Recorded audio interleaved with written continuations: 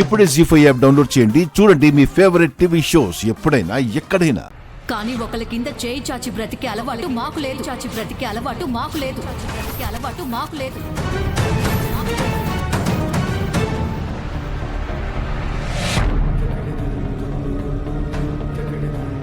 ఒకళ్ళ కింద బతికే అలవాటు లేదని అంత పౌరుషం ఉన్నదానివి ఒకళ్ళ మీద పడి బ్రతకాలని ఎందుకు అనుకుంటున్నావు? ఎవరో ఆస్తి కోసం ఎందుకు ఆశపడుతున్నావు?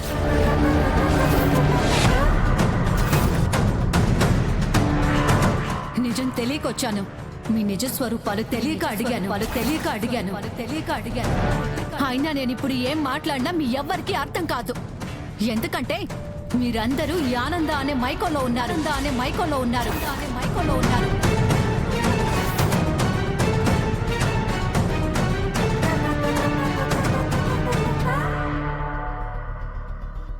మాది ఉమ్మడి కుటుంబం, అందరం కలిసే ఉంటామని గొప్పలు చెప్పుకుంటున్నారేమో. చూస్తూ ఉండండి, ఏదో ఒకరోజు ఈ ఆనంద అనే మాయలో నుంచి మీరు బయటపడతారు. ఈ ఉమ్మడి కుటుంబం ఎంతకాలం కలిసుంటుందో నేను చూస్తాను.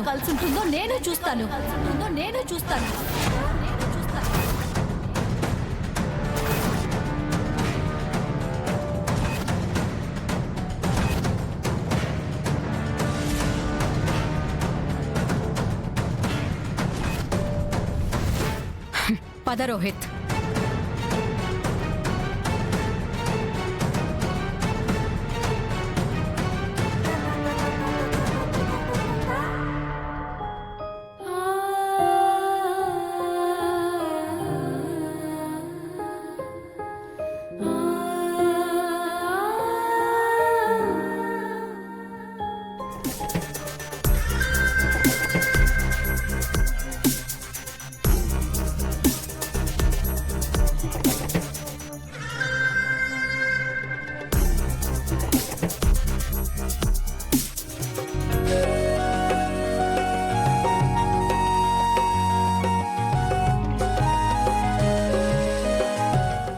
ఏంటి అది? మేకప్ కిట్, డబ్బులిచ్చి పంపించు. ఎంత బాబు? 10,000 అండి.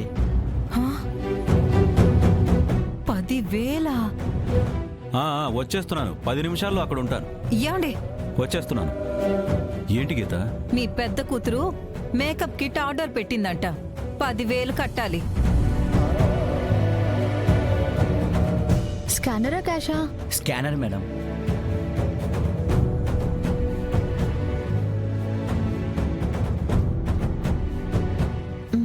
Okay madam, thank you madam. Sharanya, డబ్బులు ఎందుకు కట్టావు? అక్కే కదా కొనుక్కుంది, నాన్నే కట్టాలా? ఏ నేను కట్టకూడదా ఏంటి? ఆడపిల్లవి, నువ్వు డబ్బులు కట్టడం ఏంటమ్మా? నేను కూతుర్ని కాబట్టి అలా అంటున్నావు. అదే కొడుకైతే అలా అంటావా నాన్న? అమ్మా, బాధ్యతలు కొడుకే కాదు కూతుళ్ళు కూడా తీసుకుంటారని నాన్నతో చెప్పు. ఈ డబ్బులు మీ దగ్గరే ఉంచండి నాన్న. ఇంటి ఖర్చులకు కూడా నా దగ్గర ఉన్న డబ్బులే వాడాలి, అర్థమైందా? ఇంతకీ రిటర్న్ ఎప్పుడవుతున్నావు?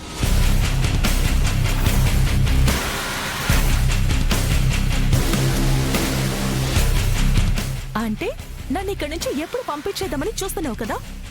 లేదు, నా ఉద్దేశం అది కాదు సమీరా. చూడు, నేనంటూ ఇక్కడి నుంచి వెళ్లేది నిన్ను పెళ్లి చేసుకున్న తర్వాతే.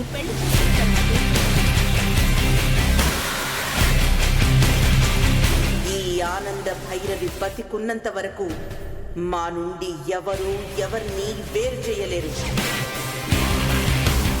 అవసరం వచ్చింది, కష్టం వచ్చింది అని గుమ్మం వైపు చూడాల్సిన అవసరం కూడా లేదు. పోండి ఇక్కడి నుంచి. అది కాదు సమీరా. ఇదిగో, నువ్వు నాకు ఏమీ చెప్పొద్దు. వెళ్ళి మన విషయం మీ అమ్మకి చెప్పు. ఆవిడని ఒప్పించు, కాదంటే బెదిరించు. మ్యాటర్ అయితే సెటిల్ అయిపోవాలి ఈ రోజే, సరిగ్గా morning. Got it? Okay, let's celebrate. ఎక్కడికి? షూట్ కి. షూటా? షూట్ కే.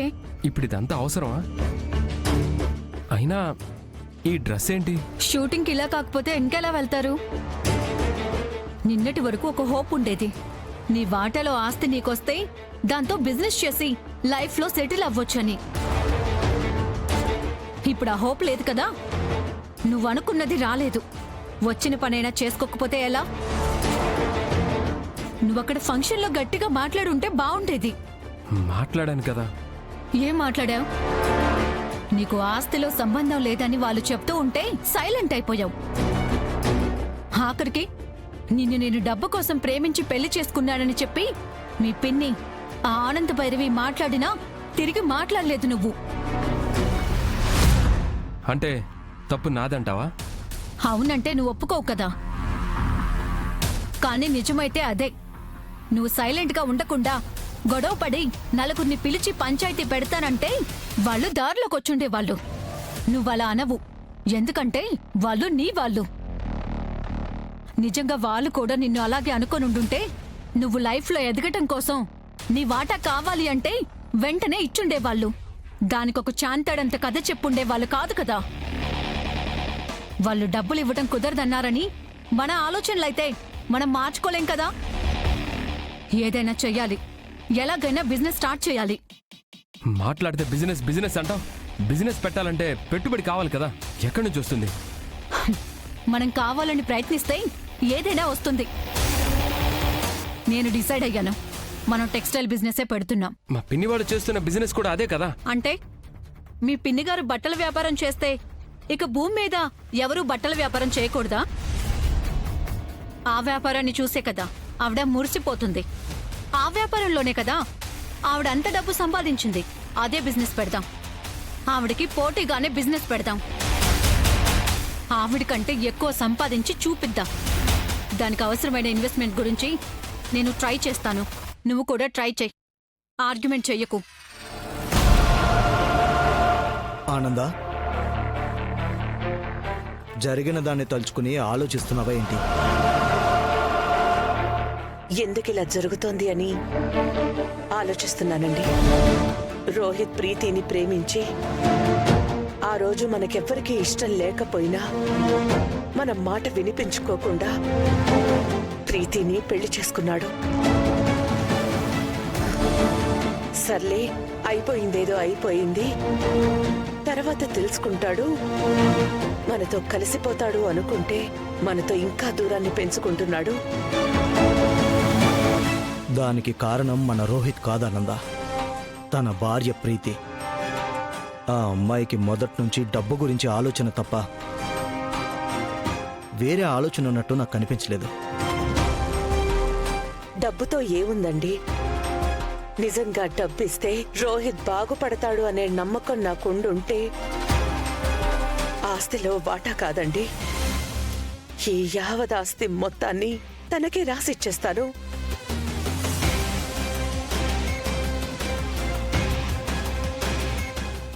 జీ5 యాప్ డౌన్లోడ్ చేసి అన్ని ఎపిసోడ్స్ పూర్తి ఉచితంగా చూడండి.